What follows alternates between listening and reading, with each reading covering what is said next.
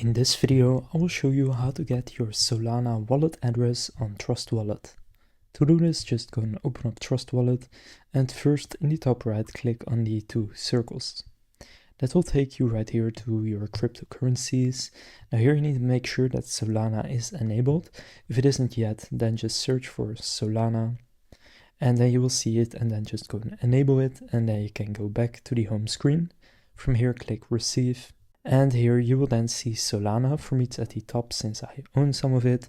For you it may also be somewhere down here. So you can also just go and search for it. So just make sure you select Solana. And then from here you will get your wallet address. Now you can see right here, this is also on the Solana network, which means you need to send only over the Solana network. If you can only send from a different network, then you need to enable that network right here. So you can see if I search for Solana, then for example down here I can also enable Solana on the BNB smart chain. But usually you just want to use Solana on the Solana network.